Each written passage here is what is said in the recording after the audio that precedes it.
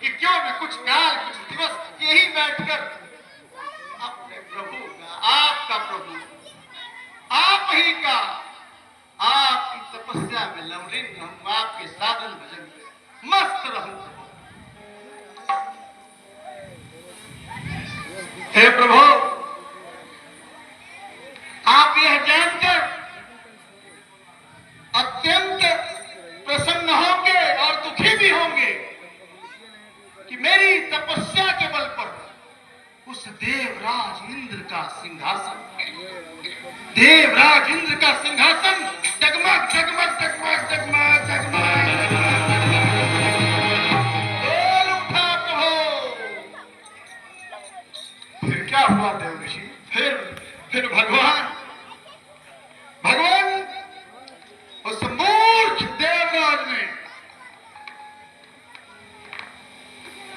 आपके इस नारद की तपस्या को भंग करने के लिए उसके मन में यह कहां से इच्छा जागृत हुई कि यह तपस्या मैं उसकी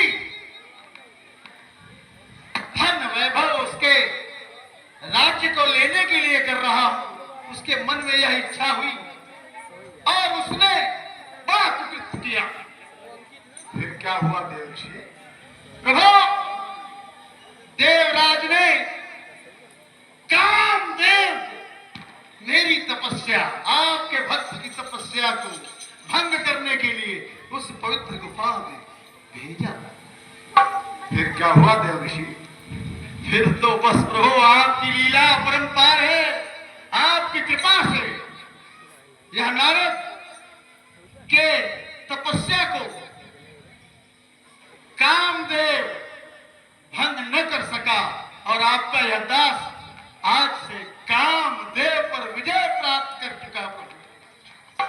वाह देव ऋषि, यह तो अत्यंत ही खुशी की बात है।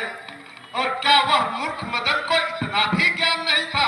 क्या वह देव ऋषि नारद की तपस्या को भंग कर सकता है? प्रभु प्रभु प्रभु, ठीक है प्रभु, अब मुझे आदेश दे। श्री हरि जय हरि जय हरि।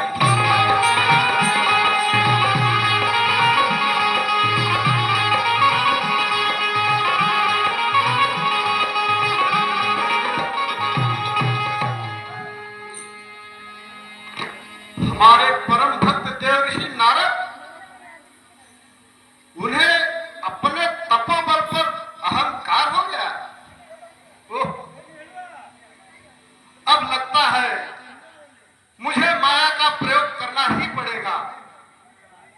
अब मैं माया को बुलाता हूं और देव ऋषि नारद की तपस्या का जो अहंकार हुआ है उसे मैं नष्ट करता हूं।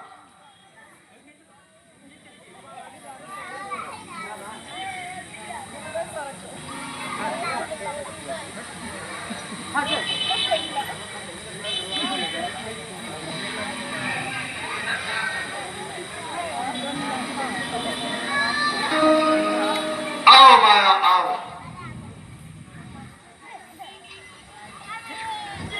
हे माया, मैंने तुम्हें यहां इसलिए बुलाया है, हमारे परम भक्त देव ऋषि नारद, उन्हें अपने तपोबल पर अहंकार हो गया है। अतः उनके अहंकार को नष्ट करने के लिए मुझे एक उपाय सूझी है जो मैं तुमसे करवाना चाहता हूं। हे माया, हमारे परम भक्त देव ऋषि नारद जिस रास्ते से जा रहे हो